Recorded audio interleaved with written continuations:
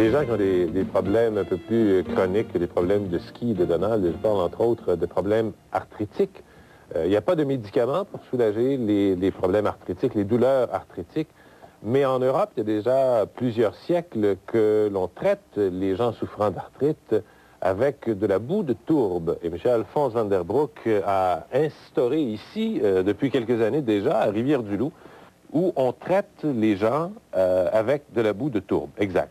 Oui, ça fait depuis 8 ans que la boue de tourbe a fait son apparition en tant que produit thérapeutique au Québec. Je disais en tout début d'émission, M. Van der Broek, que je suis un néophyte, je n'y connais absolument rien en bain de boue ou en bain de boue de tourbe, sauf que ça crée une image chez moi comme ça doit créer la même image chez bien des gens. Pour nous, de la tourbe, c'est des rouleaux de 3 pieds de long sur lesquels il y a du gazon. C'est ça. Mais je ne pense pas que ce soit ça qui serve pour le traitement. Pas du tout. Parce que ces rouleaux de gazon-là n'ont rien à voir avec la tourbe, premièrement. Bon, alors la tourbe que vous utilisez, la boue de tourbe que vous utilisez, qu'est-ce que c'est? Si vous permettez, d'abord, il faut dire que la tourbe, c'est un matériau naturel qu'on appelle aussi la mousse de sphaigne, plus couramment, qu'on achète dans des grands sacs et puis qu'on rajoute à la terre trop sèche. Mais là, les tourbières de Rivière-du-Loup, qui sont au fait des cratères qui restent du temps de la période de déglaciation, qui ont été des lacs au début, où la végétation s'est formée de par les côtés. Et lorsque cette végétation tout à fait initiale, c'était au premier printemps, on peut dire, quand cette végétation est devenue en pleine floraison, puis portait les fruits, et s'est enfoncée dans ces cratères, dans ces lacs, et a pu se décomposer en anération, c'est-à-dire à l'abri de toute air. Donc il n'y a pas de pourriture, mais c'est la décomposition totale. Il y a là-dedans à peu près 160 sortes de plantes médicinales qui sont mélangées avec quelques minéraux. Et c'est strictement de la terre. Là, on parle seulement de la terre. Ce n'est pas de la terre. C'est une matière décomposée, donc, de plantes et de minéraux. Ce n'est pas de la terre. À quelle profondeur vous allez la chercher, par exemple? Dépendant pour trouver la tourbe thérapeutique, ça peut aller chercher de 4 à 6 à 12 pieds de profondeur, selon le degré de décomposition qui est nécessaire. Est-ce que plus le degré de décomposition est avancé, plus la boue de tourbe est efficace? Elle est efficace à peu près aux 2 tiers de profondeur. Plus bas, elle ne l'est plus, parce qu'elle est trop riche en acide. Mais c'est l'acide humique qui est dans cette décomposition-là, qui est vraiment le facteur biochimique qui donne une grande valeur à la tourbe. Comment se fait le traitement? Comment on fait un traitement à la boue de tourbe? Le traitement de boue de tourbe est exactement la même chose comme en Europe, comme en Allemagne, Yougoslavie et Roumanie. C'est que c'est une baignoire qui est emplie de boue de tourbe. Et non pas comme on commençait, et on l'a fait pendant des années, 6 ans, 7 ans au Québec, en rajoutant une boue très broyée à l'eau de la baignoire.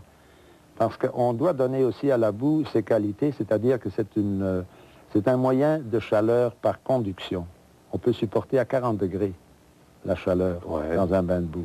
Et à Rivière-du-Loup, elle est extraite des tourbières, elle est immédiatement transportée à l'usine même. Et elle est chaude quand elle est extraite? Elle est extraite, elle a sa température normale, donc qui est une température du sous-sol, qui n'est pas nécessairement chaud. Là, elle est déchiquetée d'abord, on lui enlève les branches qui ne sont pas décomposées, cela se fait sur un convoyeur, elle est broyée, homogénéisée, et ensuite chauffée dans des chaudières à double paroi. Donc il n'y a aucune main qui l'a touchée, jusqu'à ce qu'elle soit pompée dans la baignoire, et elle ne sert qu'une fois. Donc elle est complètement stérile? Tout à fait. Il y a Daniel qui est là et qui, je pense, est intéressé aussi par ces traitements-là. J'ai de l'explication, parce qu'en passant dans le bas du fleuve, je voyais ces champs et je me posais beaucoup de questions. Mais c'est pas le genre de choses qu'on peut utiliser, par exemple, pour la traite en application locale ou sur Oui, certainement. Parce qu'on ne peut pas recommander un bain total, un bain complet à tout le monde. Il y a malheureusement quelques contre-indications. Comme quoi, par exemple? Quelle personne pour qui ce serait contre-indiqué? Une personne d'abord qui souffrirait de troubles cardiovasculaires graves. Oui. Ce ne serait pas indiqué. Des personnes enceintes ne peuvent pas prendre le bain de boue non plus. Des personnes qui souffrent de phlébite. Est-ce qu'il peut y avoir des allergies? Aucune. Non. Aucune connue. Et bien évidemment, les personnes qui ont des plaies ouvertes, par exemple, il n'y a pas question de bain de boue. C'est préférable de ne pas le faire, quoiqu'il y a certains traitements qui se font en Allemagne. Quel est le résultat pour les personnes particulièrement souffrant d'arthrite, puisqu'il semble que ce soit principalement cette c'est pour l'arthrite surtout, c'est pour la circulation sanguine périphérique, c'est pour la détente musculaire aussi. Ouais. On ne peut pas parler de guérison. C'est un traitement de soulagement. C'est un traitement de soulagement. Et puis, les résultats sont très importants tout de même quand on se fie aux statistiques européennes. Il y a des qualités très fortes là-dedans aussi pour traiter la stérilité. Ah oui?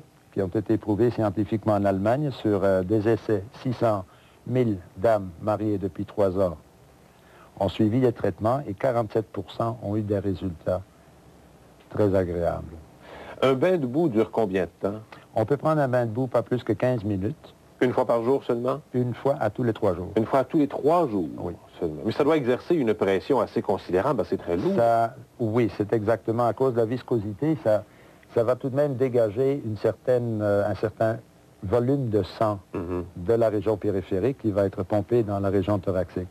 Alors le cœur bat plus vite, c'est dur pour le cœur. Donc c'est pour ça qu'il faut espacer de 3 jours. Oui. Il vaut mieux le faire sous surveillance. Sous surveillance. Sous surveillance, c'est constant, parce que chez nous, il y a dans les thérapeutes, il y en a 5 qui sont infirmières, alors c'est d'abord après qu'on a fait l'évaluation médicale de la personne et que le traitement peut être donné si le médecin le permet. Pour les gens, par exemple, de Montréal qui veulent